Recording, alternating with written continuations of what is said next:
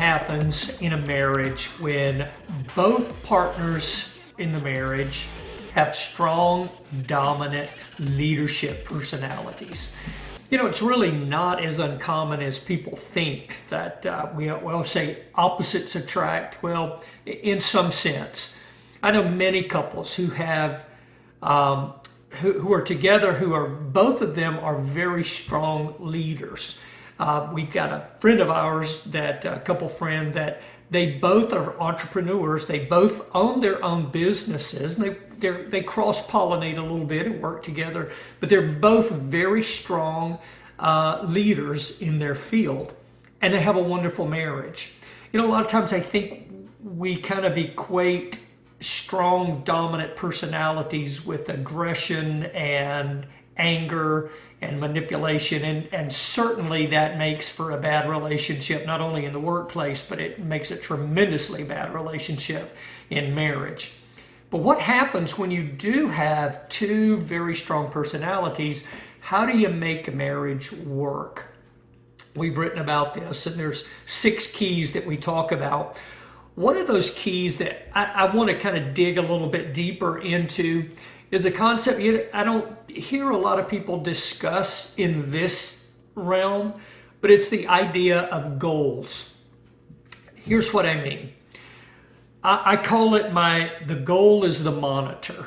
It is the referee, so to speak. So here's how it works. As a couple, it's important to have goals and to kind of know where you're going and what you want to accomplish. So let's just take a scenario. There's a couple and a young married. They're both very strong, dominant personalities. They both really are strong-willed in a sense. And so they sit down and they say, this is what we want to accomplish in 2 years. We want to buy our own home, and we're going to need X amount of dollars for a down payment for that home.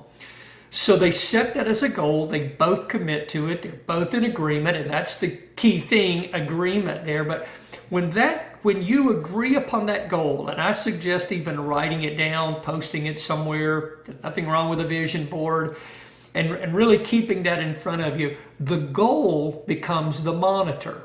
Now let's suppose one of those individuals in that marriage says, I'm really ready for a vacation. I know we can't afford it, but I really want to go to the beach for a week. It's going to cost X amount of dollars, whatever. The goal that you set becomes the deciding factor. It becomes the monitor. So rather than the couple entering into this argument, we can't do that, we don't want to do that, we don't need to do that, and this friction happens, the goal becomes the monitor. It becomes the deciding factor. It takes both personalities out of play, and the goal says, can you do this and still set aside X amount of dollars every week or every month to achieve your goal of buying a home?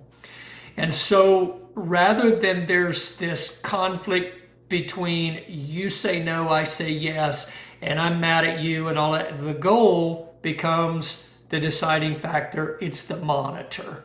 And so once you've agreed on that goal, then you allow the goal to make cast the deciding vote. Now, I think that's important because it really does take personality out of play, and it makes the goal the boss.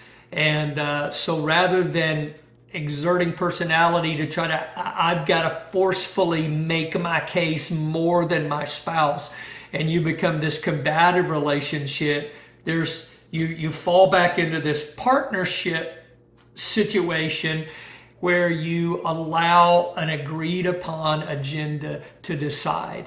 It works in business. I've had to hire people in the past, and I always tried to have clear expectations and written documentation about this is what is expected, this is the production goal you've got to reach. And so that becomes the monitor. It takes me out of play, and I don't have to feel like I'm the bad guy if I have to go, hey, you're not doing your job.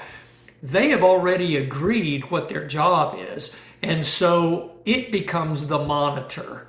And doesn't take me totally out of play, but it becomes the heavy, so to speak. And I can simply go, we agreed upon this goal. Let's talk about what's keeping you from reaching that goal, what's keeping you from achieving that. And it works in marriage as well, especially when there are dominant personalities. So I've found this to be extremely valuable as I work with couples, and even in my own marriage. My wife and I are both writers. We both have business endeavors that we take, both entrepreneurs, much like our friends. And we work together mostly, but there are times where we have set a goal and it becomes our monitor. And so it takes the argument out of it. I hope this helps you create a better working relationship with your spouse, because it's important that you guys remember, the foundation of why you're married. You got a purpose for your relationship. Let those goals become the monitor so that neither one of you have to feel like you're aggressively pursuing an agenda or feel manipulated by your spouse. I hope this helps you create the marriage you desire and the one you deserve.